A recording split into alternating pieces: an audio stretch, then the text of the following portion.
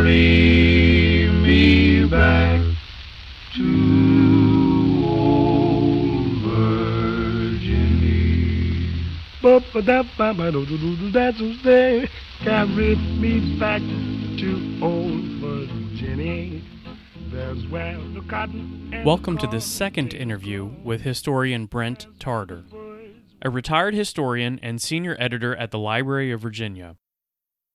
Mr. Tarter is a founding editor of the Dictionary of Virginia Biography, co-founder of the Virginia Forum, Virginia's annual history conference, author of many articles and essays published in scholarly journals, as well as the author of 16 books, including a new volume being published this month by the University of Virginia.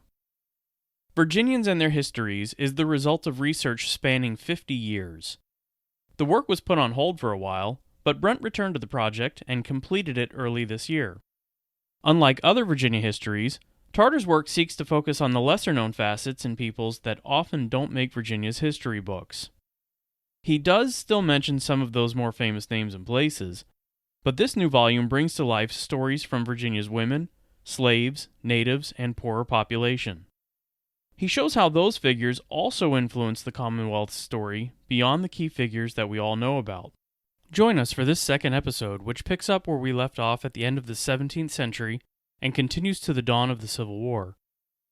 And afterward, check out the show notes page at vahistorypodcast.com and stay tuned for the upcoming third episode, which will cover the Civil War period to contemporary times.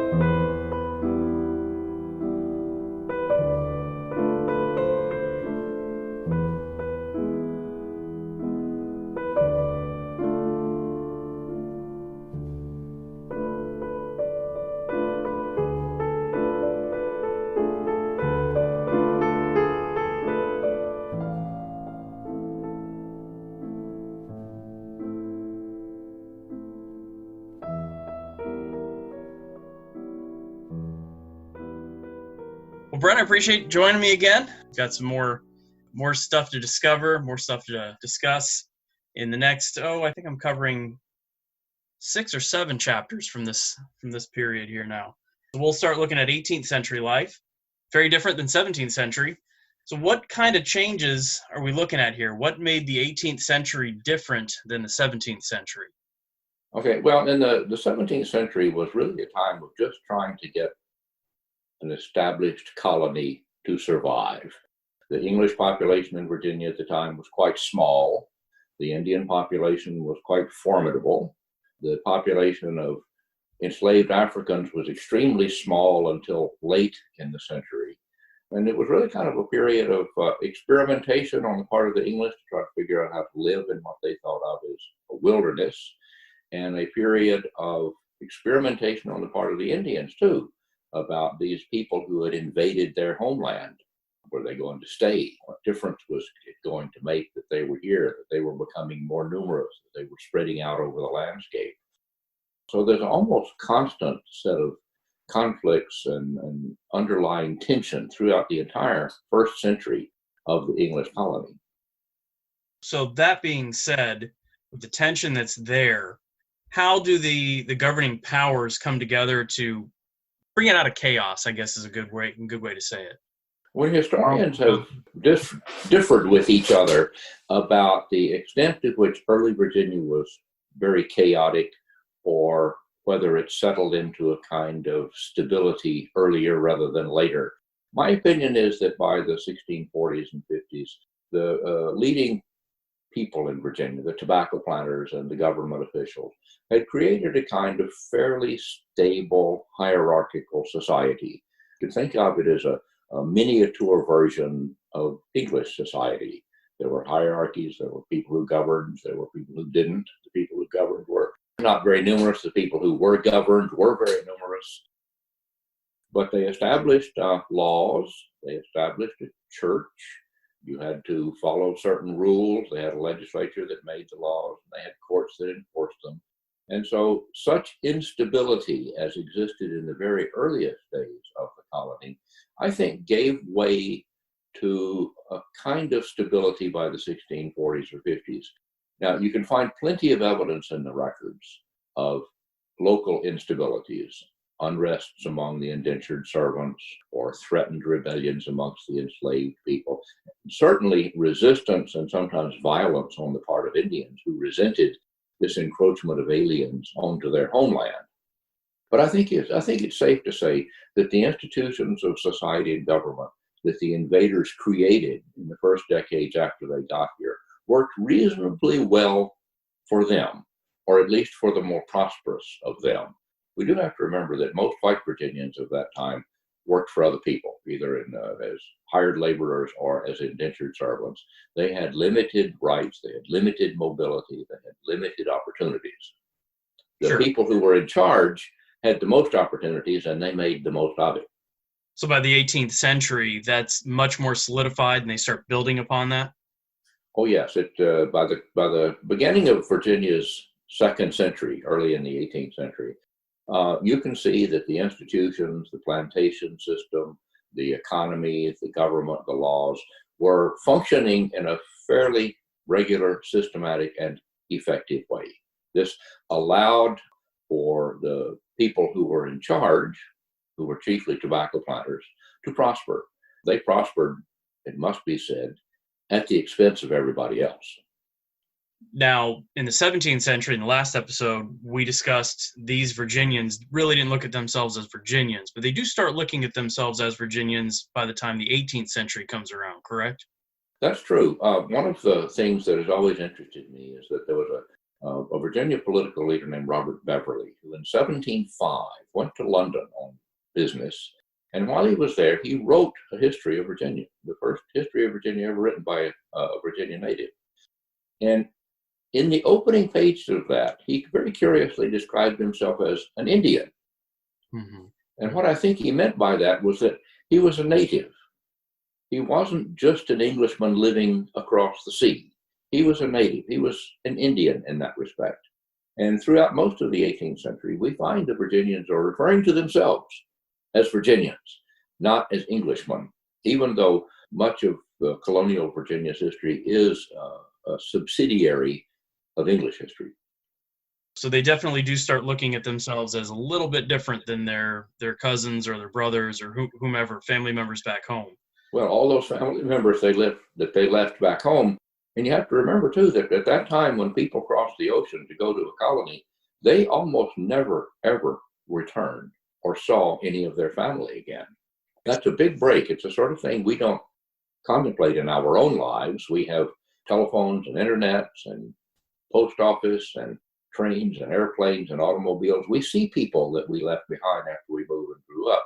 But in that time, they did not. I mean, that's a really big break with your past. It's a complete break with your past.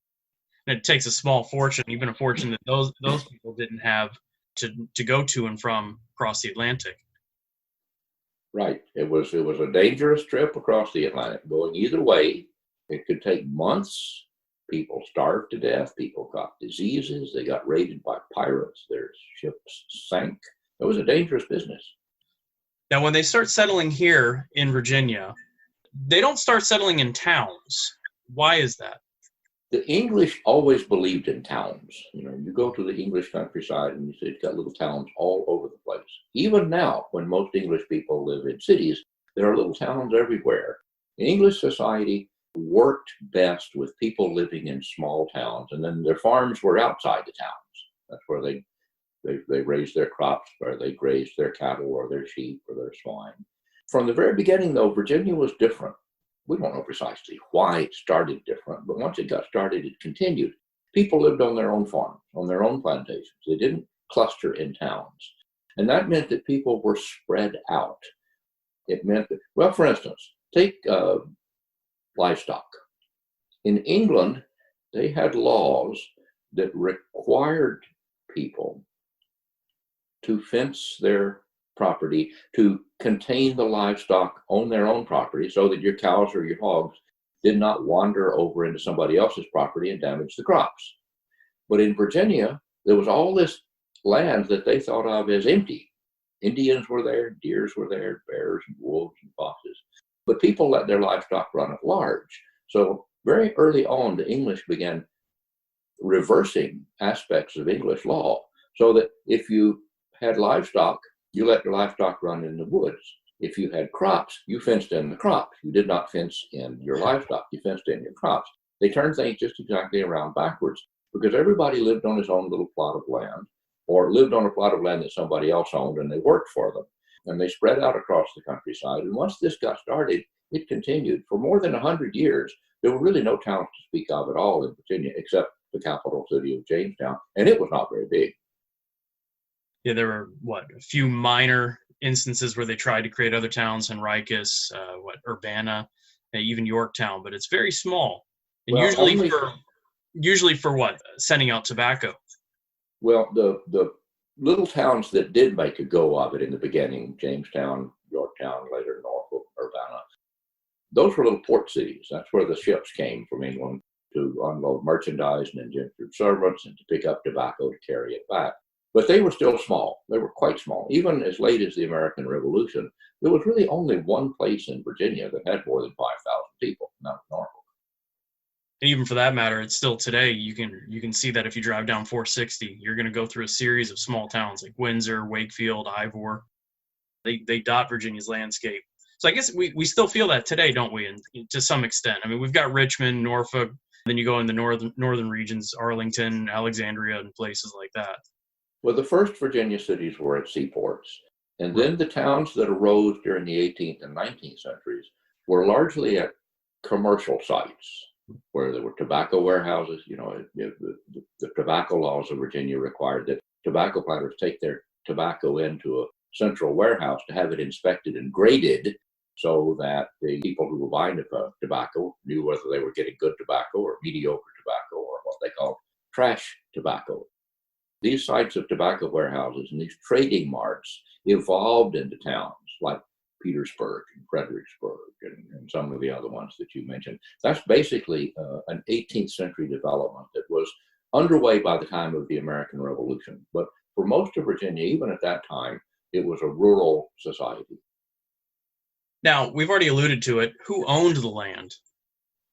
Well, according to English law, the king did. According to the Indians, nobody did. One of the things that is important to remember for the colonial period is the different perceptions of homeland and landscape. Indians did not think of the landscape the same way that English did. English law, European international law, thought of landscapes as covered with boundaries. You buy a piece of property, or you inherit a piece of property, or you make a treaty, and there's a boundary around it. What's on the inside of that boundary is yours, and what's on the outside is somebody else. The Indians did not think that way. The Indians did not think of boundaries. They thought of small homelands, usually centered on a watercourse or a bay or a place where they live, and that between these various homelands scattered over the landscapes, there weren't boundaries. There were open areas open to anybody for transit or hunting. So an Englishman would get very upset if somebody wandered onto what he thought of as his property. But an Indian would say, well, maybe he has a right to go there. So the different views of landscape almost inevitably brought about conflicts between English and Indian people because of the way they viewed the land. The English wanted treaties with the Indians that would mark boundaries. Well, the Indians didn't think about the landscape that way, and the boundaries did not mean as much to the Indians. But under English law, of course, the king owned everything. And the king granted land to people, and then they could buy it, sell it, bequeath it to their heirs, do whatever they wanted with it. But it was a different conception of landscape that we need to keep in mind during the entire period when there were potentials for conflicts between the English settlers and the American Indians who had lived here for thousands and thousands of years. Now, that land that was owned by the English, who was working it? Nearly everybody. A few wealthy people, government officials, were able to engross large quantities of land for their own use. They imported hired laborers from England, what we call indentured servants, who basically worked for a period of of years under contract. And then late in the century, they began importing large numbers of men, women, and children from Africa. Most people in Virginia worked the land, either their own land or somebody's else. But they weren't all English, though. You allude to Africans coming over as well. But by the 18th century, we do start seeing Germans and French and others as well, correct? Well, there were actually people from elsewhere in Europe in Virginia fairly early, but it's not all English. There are settlements of Germans in several places. There are people from Ireland, people from Scotland, small collections of Huguenots who are religious immigrants from France. And of course, the ones that are of the most consequence were the people who came here by forced migration on the Atlantic slave trade. Right. That slave trade began very early on in Virginia's history, but it did not become a significant factor in population change and agriculture until late in the 17th century. And then it blew up in the 18th century during the decades before the American Revolution, in which people from all over Africa were kidnapped there and then sold, transported across the Atlantic and sold again here, and then sent into the back country to work on other people's property. And why do you suppose that is, the change from indentured servitude to slavery? Oh, it's probably a matter of economics. The king created the Royal African Company in the, I forgot the date, 1680 something, and gave it a monopoly on the transportation of enslaved people from Africa to the colonies. And that African company then was doing big business. It was centered in Liverpool. It was one of the biggest trading companies in the country at the time. About 10 years later, the king took the monopoly away and allowed the Royal African Company to continue. But by taking away the monopoly, then other people got involved and the slave trade increased also because it was very profitable. I mean, Virginians were investing in slave trading ships. They were buying enslaved people. Everybody was involved in this almost. Did they still get head rights for bringing slaves over? No, not for the slaves, but for everybody that came from England, they did. The head rights system had rewarded people who paid their own way to immigrate to Virginia, or who paid for somebody else to immigrate to Virginia. This was a way of encouraging immigration, increasing the population, enough laborers to raise all that tobacco. But when it became relatively inexpensive to import people from Africa, the wealthy planters shifted their labor supply to Africa, and the number of indentured servants then fell off rapidly. So here we get a beginning of a major transformation in the rural labor force from white people to black people. Let's focus still on Africans coming over. What was their influence early 18th century outside of just working conditions? That is a wonderfully interesting question. Historians have been wrestling with this for years. I mean, we know that Africans brought foodways. We know that they brought religious beliefs. We know that they brought customs of dance and clothing and beliefs about families. Precisely how those evolved from purely African into African American is a difficult thing to document for the early years. We just do not have that many firsthand accounts that give what we can believe were reasonably unbiased description. You know, the immigration from England was not all uniform either. People came from the big city of London, or they came from the countryside, they came from the north of England, the east of England, came from Cornwall. And so there was a great deal of variety of accents. The languages sounded different. People's dress were different. Their house building styles were different. So what evolved in Virginia during the course of this long period is an amalgamation of English, Scottish, European, African, and American Indian patterns of architecture, of landscape use, of agriculture, even religious beliefs and practices.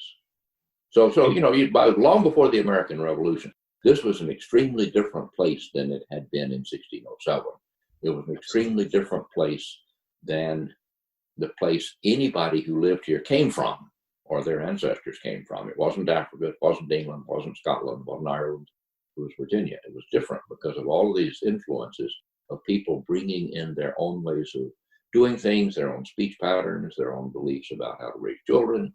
Everything that we do is governed by the way that we're brought up. And if these people are being brought up in the presence of this very diverse cultural and economic background, then it's going to be different here than it was elsewhere. So then we do start to see challenges because of those differences. And one of the first challenges we see in the 18th century is challenges in religion. So you mentioned the Irish coming in and Germans as well. So we've got Protestant, we've got some Catholic, we've got these conflicts that are starting to build. Can you shed some light on that? This is one of the things that interests me a great deal. Until about 20 years ago, most historians did not pay serious attention to the religious beliefs of colonial Virginians. They just assumed that because there wasn't a great deal of surviving literature on the subject, that the Virginians didn't care much. They would look to what was going on in New England, where people, colonists in New England were arguing with each other about fine points of scripture, about church membership, about church organization. And they left an immense body of written and printed literature. And historians use that literature in order to try to understand what people thought about religion. Well, we don't have that religion literature for much of the colonial South, in part because there weren't printing presses here. In part, too, I think, because the Church of England in Virginia held the loyalty of most Virginians.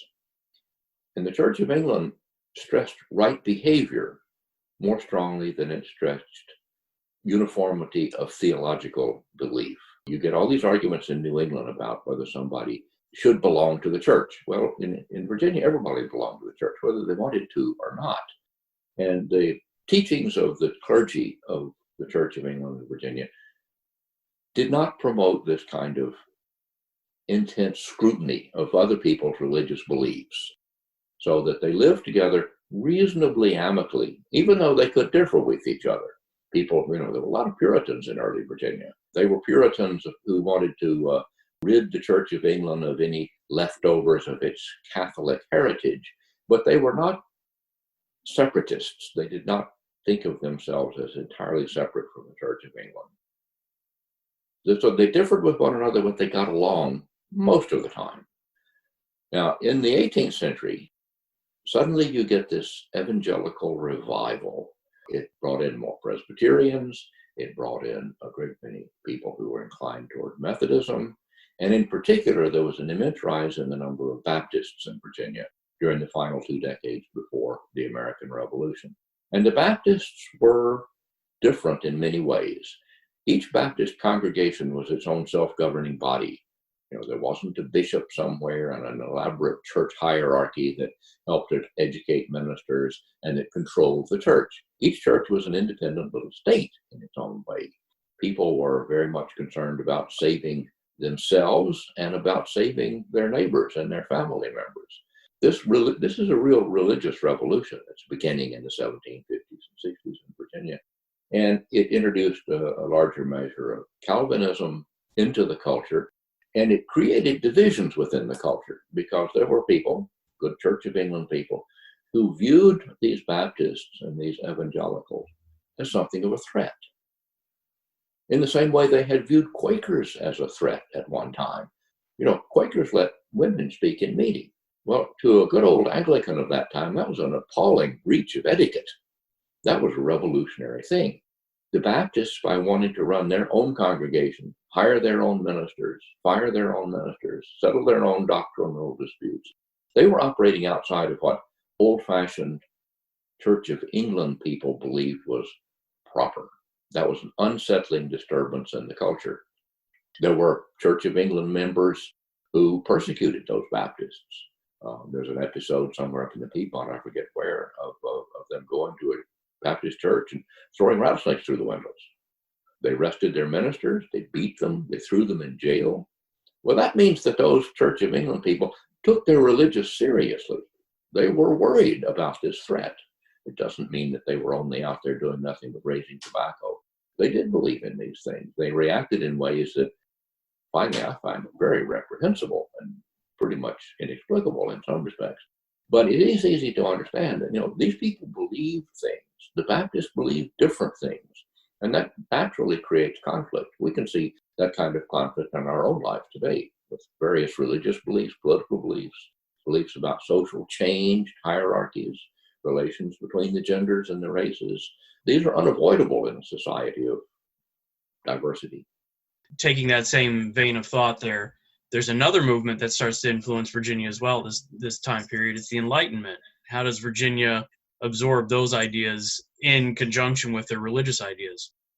Well, the Enlightenment is of European origin. It's an intellectual movement, arose in the early decades of the 18th century, chiefly in France, England, and Scotland. It took different forms, which it's not worth our while to get into here. But the people who were engaged in the Enlightenment was an intellectual viewpoint that they developed, that they believed that by understanding the natural world through what we call science, natural history, and the application of reason to the information that they gathered through their study, that they could improve society. It's at this time that we get the first encyclopedias. The French encyclopedists published these huge volumes containing all the information on everything that they could assemble, with the assumption that the more accurate information they had and the more information they had, they could use their minds and their reasons to improve the society and the culture. This was very popular in France, very popular in England, very popular in Scotland. As I say, it took different shapes in different places, but it created its own unsettled character over here in the American colonies. Some people who were devoted to the Enlightenment, they were smart people. They were what we would call scientists and philosophers, and they were of a mind to question everything. Some of them questioned some of the basic religious beliefs of the society and culture, the miracles that are described in the Bible, the Trinity, the virgin birth. Well, now that was even more upsetting to the many people than the Baptists were. But in some respects too, I mean, you can look at this from a lot of different ways. In some respects, the Enlightenment was compatible with the Church of England because it stressed rational, reasonable interpretation of Scripture and right behavior. The Enlightenment pulled and pushed in different directions. It did tend to create some dissatisfaction with the established culture that was represented by the royal government and the Church of England. So that's where we do start to see some of the seeds for the coming war for independence through both religious and philosophical ideas. These underpinnings are starting early in Virginia. Well, this kind of questioning of authority and looking at things in different ways didn't really cause the American Revolution. But, and I think this is mostly an accident of timing, the unsettled character of the religious society in Virginia that we see with the Baptists and the unsettled intellectual character that we see with the Enlightenment happened at about the same time that there's an immense change within the emerging British Empire. You know, the French and Indian War, which is sometimes called the First World War, or the Great War for Empire, it started in the 1750s, continued into the 1760s. It involved England and France. Part of the war was fought over here, part of the war was fought in Europe, part of the war was fought at sea. And that created a different relationship between the colonies and the mother country of England. And working out those different relationships, particularly about how you pay for the war and pay for the debt that the war created, added an extra level of complexity and tension on top of the religious and intellectual ferments of the evangelical revolution and the Enlightenment. So, by the time Parliament decides to pass the Stamp Act in 1765, the authorities in England were thinking about the relationship between England and the colonies very differently than the people who lived over here in the colonies. In England, they were looking ways to pay the debt and control these unruly people on the other side of the Atlantic Ocean and collect taxes on the tobacco trade. But by that time, the people over here in Virginia and in the other colonies were accustomed to managing all their domestic affairs their own selves. They'd been doing that for 150 years nearly. They raised their tobacco, they passed laws that created slavery, they had their own church, they had their own culture, they had their own institutions of local and colonial government, and they regarded those as legitimate institutions of government. The king had allowed them and had acceded to them and had approved them. And one of the main features here, of course, is that it was the elected members of the legislature who raised money by taxes to pay for the local government. Sometimes they raised money to help pay for the war or for imperial defense. But Parliament over in England did not tax the colonists. And when Parliament then attempted to tax the colonists after the war, the colonists said, no, you don't have the right to do that. Only our elected representatives can tax us. And this is where we began to see the breakdown of the relationship between what they call the mother country and the colonies. And it's a matter really of, who has the right to do what? The king had given the General Assembly of Virginia, the legislatures of the other colonies, the right to tax and regulate the affairs of the people who live there. But now the king and the parliament are saying that they have the right to do that for the colonies, in a kind of language that we can understand today, and a language that some of them used then. They would say that what parliament and the king were trying to do was unconstitutional.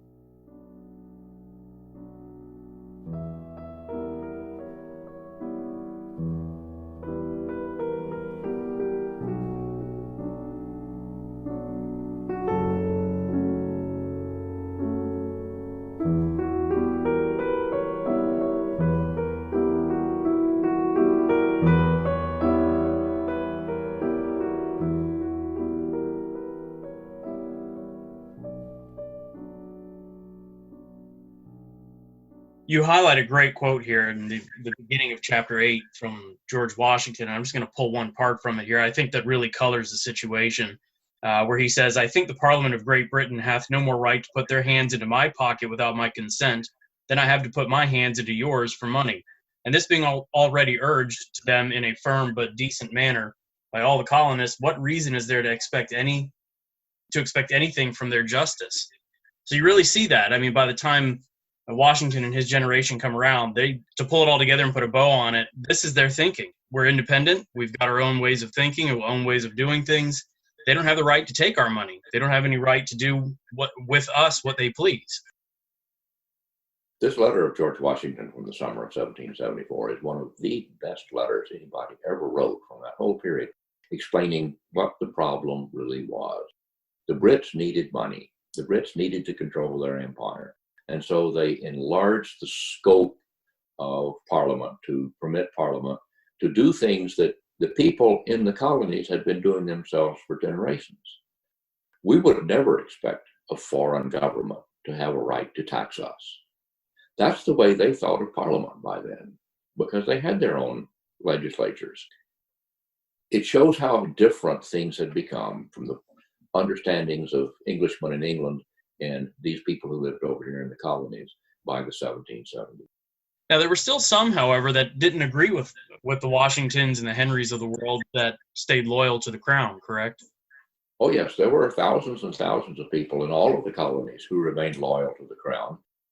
They thought that their loyalty to the king was more important than any other one thing. That's not hard to understand. Large proportion of the people, we don't know exactly how many, but a very large proportion of the people who lived in the colonies had come to believe by then that their principal relationship was with their colonial government and the colonial government's relationship to the king, not to the parliament. And so that, there's another difference between the way people perceive things leading to conflicts between the two. And then the king, of course, cooperated with Parliament by signing the Stamp Act and the other taxes from the 1760s and 70s. And in the point of view of the colonists, what the king was doing was breaking his part of the constitutional bargain with his subjects in North America and siding with Parliament and saying that Parliament did have the right to tax people over here, even though nobody over here was represented in Parliament. Right, and that's where we start seeing people react with the Leedstown Resolves or Patrick Henry's statements there where everybody's trying to call him down for treason. Yeah, Boston Tea Party, all of that comes right out of this. And then what's the final straw that breaks the camel's back? What tips Virginia over the edge? Because they didn't start supporting Massachusetts really until a few months later, correct? Well, they started supporting Massachusetts pretty early. The Virginians were known as the Radicals, in part because there was a remarkable company of political leaders down here. Young George Washington, Patrick Henry, and a large number of people who were writing and publishing in the newspapers and pamphlets to explain the rights of colonists in the New World. The General Assembly passed resolutions very strongly opposing the Stamp Act in 1764. And then after Parliament passed the Stamp Act, Patrick Henry proposed even stronger resolutions. Those got printed all over North America. And so there was a developing consensus that the King and Parliament were doing something that was dangerous to the liberties of Americans. I don't know that there is one straw that broke the camel's back. It seems to me like they just keep piling on and piling on and piling on. It may be one of the most significant events occurred in November of 1775. By then, the Virginians had actually created their own small little army. Continental Congress in June of 1775 created the Continental Army with George Washington as commander-in-chief. Virginia created a small army with Patrick Henry as commander-in-chief. And that small army actually began fighting English soldiers in southeastern Virginia.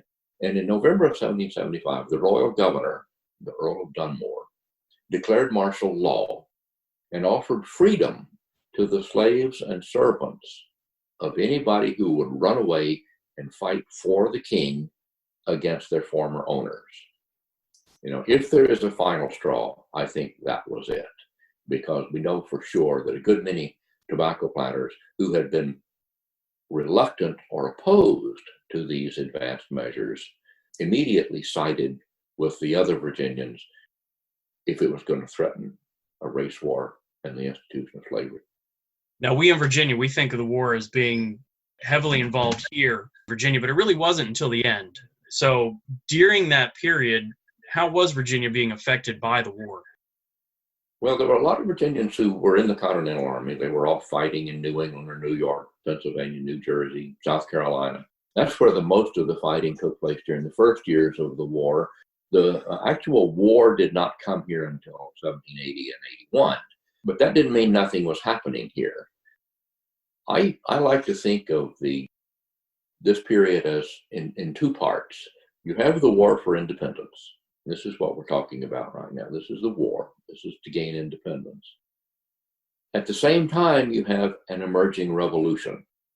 My view is that the Virginians did not set out to do revolutionary acts. They set out to gain independence in order to preserve the kind of representative democracy that they had created during the colonial period. But you have this wonderful, what I call the language of liberty from the American Revolution. We all know this. All men are created equal and entitled to life, liberty, and the pursuit of happiness. That's from Thomas Jefferson's Declaration of Independence, July 1776. Almost identical language in George Mason's Virginia Declaration of Rights in June 1776. This language is very, very appealing and attractive. And for much of American history, this language has really been the motivating factor. Thomas Jefferson and George Mason wrote about all men. Now, they didn't really mean all men. They meant all adult property-owning white men. Those were the ones who could vote. Those were the ones who counted. Those were the ones who mattered. They were writing political propaganda in the Declaration of Independence and in the Declaration of Rights in order to persuade other people to join them in what was in fact an act of mass treason. They were writing to, for, and about the political nation. But the language they used unleashed a revolution, or we could even say it unleashed a series of revolutions. All people are created equal. We can look at much of the rest of Virginia's history, or much of the rest of the United States history, as an attempt of other people to make that promise a reality for themselves. All men are created equal. That drove the battle for universal white manhood suffrage before the Civil War. Those ideas drove the campaign against slavery before the Civil War. Those ideas drove the campaign for African American men to have the vote after the Civil War. Those ideas drove the woman suffrage movement of the 20th century. Those ideas drove the civil rights movement of the 21st century and the women's movement of the 21st century, trying to make a reality of that inadvertent implied promise from that revolutionary language of liberty. So one of the very first things that happens in Virginia is you begin to get people demanding religious freedom. This Baptist religious revolution that began before the Revolution continued during and after the Revolution. The number of Methodists increased, Presbyterians became much engaged in the evangelical movement. And the result is that in 1786, the General Assembly passed a law that Thomas Jefferson drafted, the Act for Establishing Religious Freedom in Virginia. It disestablished the Church of England as the official church. One of the things that can be hard for 21st century people to realize is that from the very beginning and up until 1786, Virginia's state government had an official church. The government was part of the church, and the church was part of the government. The Act for Establishing Religious Freedom separated church and state and declared that religious matters were purely private, personal matters that the government had no right to intervene in. Now, this is an enormous revolution, both in thinking, in attitudes, and beliefs about religion, and beliefs about individual people. That's as big a revolution as independence was, and one of the most important things that took place anywhere in North America during this generation of the Revolution. There are other things that were tending towards democratizing politics at the time. For instance, in the colonial period, people very often sent petitions to the General Assembly asking maybe move the courthouse to a more convenient place, or create a new county on the frontier, or authorize somebody to run a ferry boat across the river, or settle some kind of a complex land dispute. And the General Assembly took those seriously and frequently passed laws that would redress those grievances or solve those problems. But during and after the Revolution, people began to petition the General Assembly on other matters of public policy also. They complained about the ways that the recruitment acts for the Army operated, or about whether soldiers got paid too little and officers got paid too much, or about the church and state relationships. They complained about a great many public policies, so that by the 1780s, politicians are having to pay attention to voters in ways they never did before. This is a new democratic element in Virginia culture and politics that arises out of the American Revolution, when people were unafraid to assert themselves and demand redress of grievances to their own governments. They had not done that so much before, but they did it frequently afterwards. So as I say, the Virginians did not set out to create a revolution, but the revolution brought them the opportunity to do so. And then once the war is over, they take those ideas and that opportunity and they start to help create a new country. So what is Virginia's role in that? Because they weren't necessarily for the Constitution when it first was unveiled. Well, but one of my special areas of study has been constitutionalism, in part with the American Revolution, because one of the most important revolutionary acts of Americans of that time was to create written state constitutions. Nobody had such a thing before. You might have a grant from the king that allowed you to do something, or the king's authorization to allow you to do something, or the king's appointment of a royal governor that specified what his powers were. But at the beginning of the American Revolution, each of the colonies created its own written constitution that described the nature of the government, how you select a governor, how you select members of the legislature, what their authority was, what their authority was not. Virginians actually had the very first Declaration of Rights of any of the colonies that were about to become states that laid out the principles of representative government and the rights of people that the government should not infringe. This is of enormous importance. And the Virginians were in the forefront of that. There's no doubt about that. This is not a matter of state pride. It's a matter of fact. So that when it came time to create a constitution for the United States in the 1780s, it's not surprising that Virginians were right there on the ground with the best ideas and some of the best arguments and some of the best people. James Madison, George Mason, Edmund Randolph, George Washington. I mean, the Virginia delegation to the Constitutional Convention of 1787 was by far the most distinguished from any state. And these people knew how government worked. They had long experiences before the Revolution, during the war, and afterwards in a system that their ancestors had contrived, and that system worked pretty well. They knew how to accommodate differences. They knew how to get things done. They knew how to legitimize their actions and gain the support of their voters. So that at the time that they wrote a constitution, they were very influential on that. And the Constitution that was created in Philadelphia in 1787 was probably more the result of Virginians' activities and work than anybody else. That's not to say the Virginians all agreed. As you noticed, a good many Virginians opposed because it created a much stronger national government than some of them thought was necessary. The government in England was too strong in their opinions, and they worried about that, and rightly so. One of the important things that comes out of this are a National Bill of Rights to make certain that the federal government was not too powerful, even though it did need additional powers at that time. After the American Revolution was over and the Treaty of Paris of 1783, Congress was so weak it could not force the British to adhere to the terms of the treaty. British troops were in South Carolina and in the upper Ohio Valley all the way through the 1780s, and they should have been out. But Congress didn't have the power to do anything about it. Congress had no taxing power. So Congress was dependent on its revenue from donations from the states. And the states couldn't always provide their part or wouldn't provide their part. And so part of the movement for the Constitution is to strengthen the national government so as to enable it to do its job. But as you can imagine, strengthening the national government is, to a certain extent, weakening the state governments in some respects. And it's easy to see why that would have disturbed a great many people. So when it comes time for the ratification convention in Virginia in June of 1788, that convention was almost evenly divided between people who were willing to accept the new national government as a necessity and people who were afraid that it was too strong to preserve their liberties. There is a kind of compromise that results after the supporters of the Constitution won the day in the convention in Virginia. They suggested amendments to the Constitution, and those formed the basis of what became the Bill of Rights.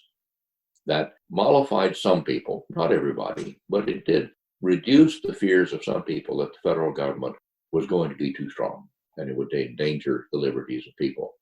I mean, the Bill of Rights is one of the most important things we've got.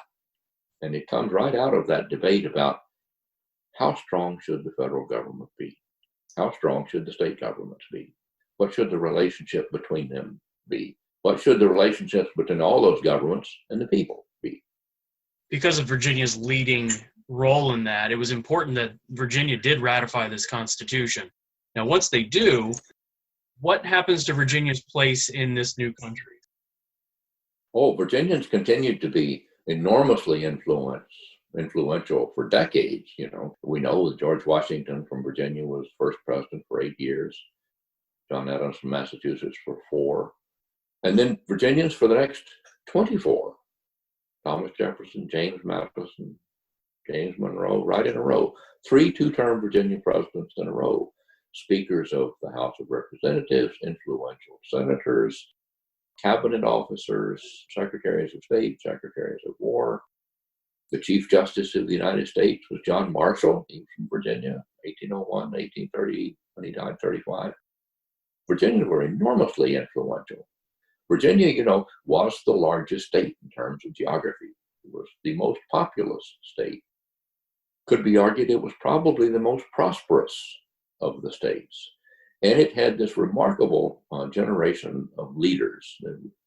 We've never had men like the Revolutionary generation from Virginia before our sense. That's fortunate. It's probably lucky. But that did give the Virginians an outsized influence in national affairs for 3 or 4 decades at the beginning of the 19th century.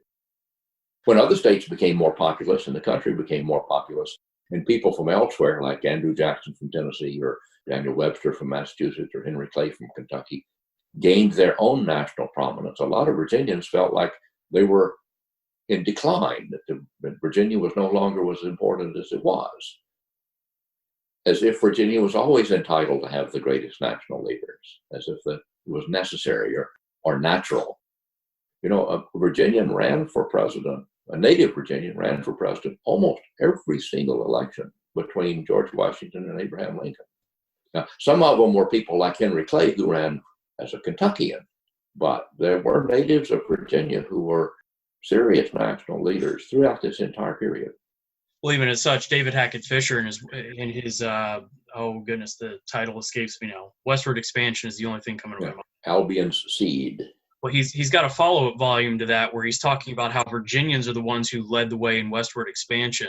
So you mentioned Andrew Jackson or Henry Clay, who have roots coming back here into Virginia, even the Lincolns. Texas has strong roots to Virginia. So there's still an influence there, even as far as the country is concerned when they start expanding westward.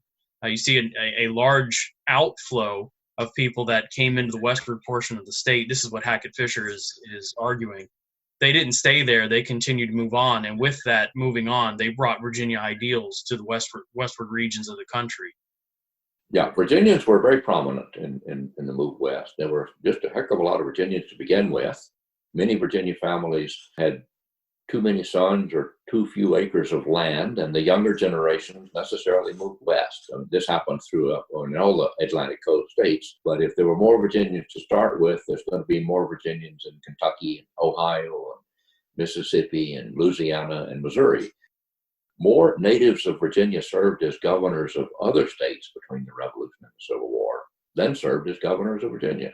Export of people was one of the major features of Virginia throughout that entire period from the Revolution to the Civil War. White immigrants and also enslaved people who got sold or carried to the West when their owners moved. One of the things that has struck me very forcibly in the last few years as we get a much better historical literature on the domestic slave trade is how huge the sale of human beings from Virginia to the Southwest was. The best scholarship suggests that 8,000 to 10,000 Virginians a year got sold away every year between 1820 and 1861. That's more people than slave traders imported into Virginia during the entire period of the African slave trade in the 17th and 18th centuries. The domestic slave trade was the biggest business in state in terms of actual dollars. We don't have firm figures. We cannot calculate it because the business records are not there. It wasn't taxed, so we don't have government documents. But we do have enough records of individual slave traders to know that the two or three most prominent slave trading companies in Richmond did more business than all the tobacco companies in the state in some years. And there were slave trading businesses everywhere. This is an immense business, absolutely immense. And it's involved in the forced transportation of people, hundreds and hundreds of miles away from their families, from places they knew, where they grew up, where they lived. Many of them wound up in the deadly sugar plantations of Louisiana. Terrible episode in American history that has not been written about enough, and most people don't understand it enough. We're only just now being able to perceive its magnitude and the horror of the thing. To put it bluntly, a really disgusting way to put it, selling slaves was the biggest cash business in Virginia. Right, and I did want to discuss this a little bit more. So this is one of the changes going from the 18th into the 19th century. 17th and 18th century, we have slaves being brought in from Africa. Largely, when you get into the 19th century, African slave trade tends to, I don't want to say die down because it's still happening, but it's not happening as huge as it was during the 18th century. Now what we have in Virginia is you've got families that are having children, and their children are being taken and sold away from the families, correct? Throughout all of the Atlantic coast slave states, from Maryland down to South Carolina and Florida, selling slaves to slave traders and marching them off was a huge business. There were just more people than slave owners could profitably use. And there were very brisk markets in the opening up territories of Mississippi, Alabama, Louisiana, Arkansas, Texas during the decades between the Revolution and the Civil War. And this forced transportation of people was an immense business, huge business. Now, it's going to sound callous, and I don't mean it to, but it was also because of necessity, wasn't it? Because as slave families are getting larger, they become too large for the slave owner to be able to take care of as a whole family, correct? Well, in many cases, that's true. So it is a necessity for the slave owners. It's a tragedy for the enslaved people. It's not an excuse. I'm just saying, as owners, they realize, hey, I can't take care of father, son, children, grandfathers, aunts, uncles, and so on. So they look at it and they say, well, I'm not sure that I would say I can't take care. I can't afford, because they couldn't. I mean, they had more laborers than they had land to labor on. This was a surplus. So that's why they're looking for these westward lands, which does bring some of the conflict as we go into the 19th century. What are we going to do with slave trade into new territories further westward, correct? Well, this is one of the major issues that brought about the Civil War in the 1860s, because the United States had acquired an immense amount of western land from Mexico, and people were moving out there in great numbers. And, by the middle of the 19th century, there were a great many people in the country who dreaded the extension of slavery into those western territories. A lot of people thought that slavery was disgusting or immoral or dangerous to representative government or dangerous to the free labor economies that were prosperous in the North. So a lot of Northern people, even though they were not abolitionists, we have to remember that there were very few abolitionists. There were people who were opposed to slavery, and that's different. And they were opposed to the move of slavery into the Western territories, where they might create more slave states. Now, these people we were previously talking about, who owned a lot of slaves, owned more slaves than they could profitably use in the southern states, were eager to see slavery expand into the territories obtained from Mexico in the 1840s and into the Great Plains. And they were eager to expand slavery there and to create new slave states there. It was important to maintain a kind of balance between the number of slave states and the number of free states, so that in Congress, the free state people couldn't overpower the slave state people. Right. That's what the slave state people worried about, is that they were going to become a permanent minority in Congress. And then maybe there would be enough abolitionists someday to threaten slavery. The free state people would worry that there were so many slave states, if there were too large a population of slave state people and too many members of Congress from the slave states, that they would insist on spreading slavery everywhere, even back into the North. So there was a huge political impetus behind all of this. Now, as far as Virginia is concerned, the way slaves are treated in the early 19th century it hinges on two tragic events. The first one is Gabriel's conspiracy. Can you tell us a little bit about that conspiracy? Gabriel was an enslaved man from Hanover County who organized what could have been the largest North American revolt against slavery. They were planning in August of 1800 to assemble a huge number of enslaved people to march on Richmond and seize a store of government arms, and then either fight for or bargain for freedom. A couple of the people who were involved in this conspiracy informed authorities, and there was one of our famous summertime flash floods that swole the river so much that the conspirators could not assemble at the appointed hour at the appointed place. And so the conspiracy did not come off. You can imagine, of course, that it scared the pants off all the slaveholding class and most of the white people, because this was going to be a very large event. The government rounded up and tried and hanged a large number of conspirators. It's sometimes referred to as Gabriel's Rebellion, but in fact, they didn't quite make it to rebellion. They got squealed on and they got rained out. But it is a very important turning point, because within the few years after Gabriel's conspiracy, the General Assembly began making it more and more difficult for people to free their slaves. There was a large movement of anti-slavery sentiment in Virginia and elsewhere at the time of the American Revolution because of that famous language of liberty from the Revolution. All men are created equal. But those revolutionary people, that generation from the Revolution was beginning to die off in the 19th century.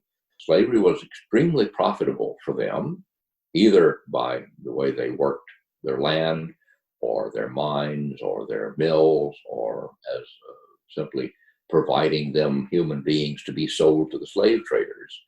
And so when Gabriel's conspiracy came along, it set in train a long run of increasingly strict measures to control slave people and to protect slavery.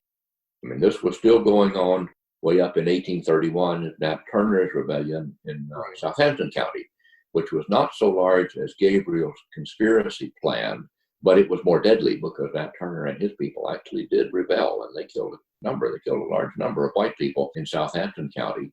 And that then set off another wave of restrictions on enslaved people, and in fact, restrictions on the freedom of movement of free African Americans. There was a substantial population of free Black people in Virginia before the Civil War. They were scattered all over the countryside. There was a very large population in Petersburg and Richmond, for instance, and a considerable number in the Norfolk area and on the Eastern Shore.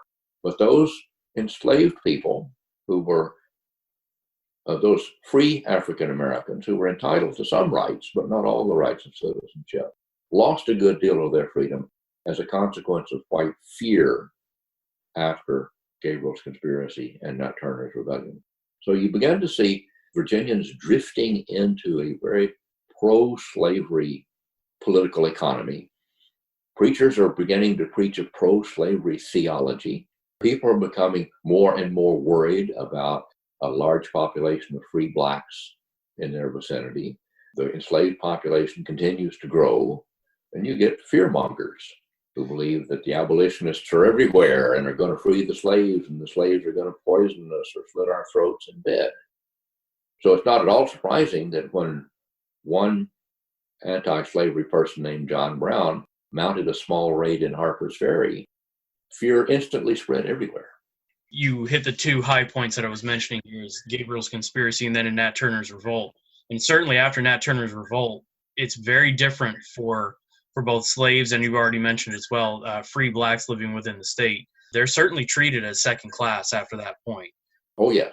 And worse every year. Now, in spite of that, there were still some small movements within the state to try to help out some of these slaves as well as free Blacks, correct?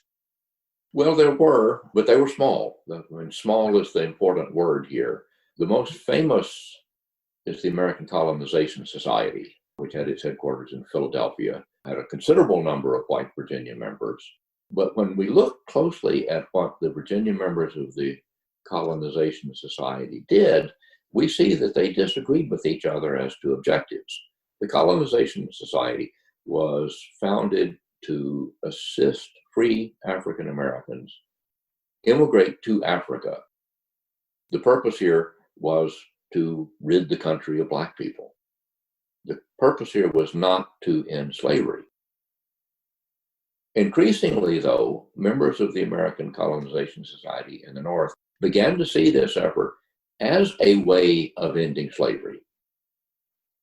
Free the people and send them away. Many of the members of the society in Virginia were in favor of sending away the free Blacks. They seemed to be the most dangerous, but they were definitely not anti-slavery. So, like many other reform movements, this can cut both ways. Right. The American Colonization Society had as its view whitening American society, not ending slavery. Right, which you mentioned in your book. I'm glad you brought that up, because that's the point I was going after here, is that there were those who were doing something, but it wasn't necessarily the something we think of as moral or just in 21st century American society. It was more of a racial line, as you mentioned, to send Blacks away, to whiten society, so to speak. Well, that unfortunately is very much the case. Right. It's also, not so distant from our own times as we think. We still are living with the legacies of racism and classism that arose in the colonial period and before the Civil War with the hierarchical society, prejudice, racial prejudice, and slavery. We haven't got over the damage that those beliefs and institutions did at that time. We're still living with the legacies of those problems today. And some of our problems today are surprisingly similar because they're rooted in people's beliefs. Well, Brent, I believe that brings us right up to a good stopping point, because that's where I want to jump into with our next installment of these discussions. There's a lot that you focus on in your book that I didn't think I could bring into this episode. So I think it needs its own episode. You know, we have several hundred years of history here and several 100,000 people and complex events and changes in demography and economics and culture and society and religion. There's no way that you can do all of it, No way. even in a long book. No way. Well, I do hope this whets up the appetites of anybody who's listening to certainly go out and look for your work and other work and to really delve deeply into this history. It's fascinating. It can be invigorating. It can be exciting. It can be depressing. It's everything. And it's an amazing study. And I look forward to talking. All this old history is in some ways surprisingly relevant to our own lives. Sure. As I say, we're still living with the consequences of things that other people did. And the fact that people had racial prejudice and religious prejudice in the olden days should not be surprising. We find them in our days too. They're very much the same in that respect. Well, I look forward to discussing more of that in our next episode, because we're going to certainly jump into the Civil War, causes leading into that, and then fallout after that. So thanks again for joining me. I look forward to talking to you again soon. Me too.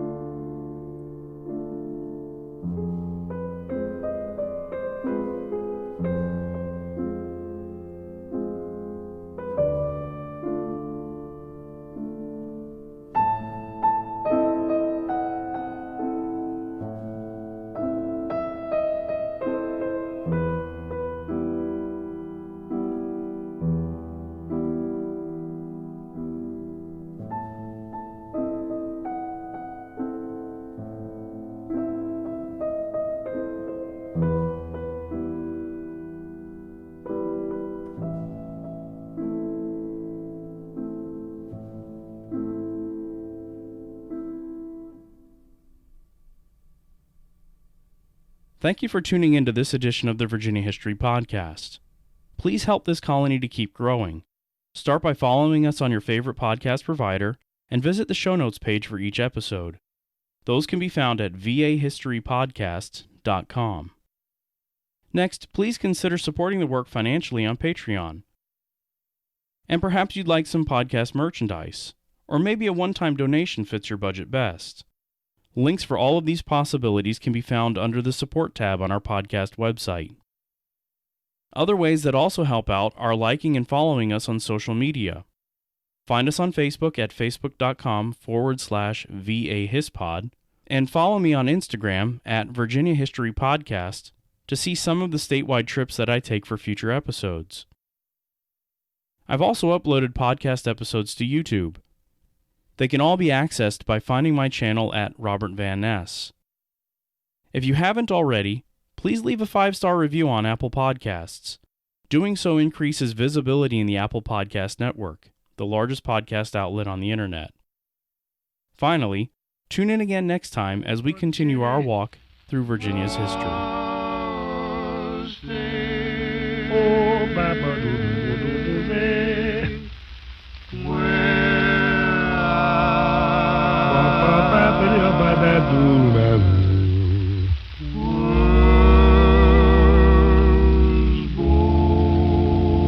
do do ba des bi di do do zen baze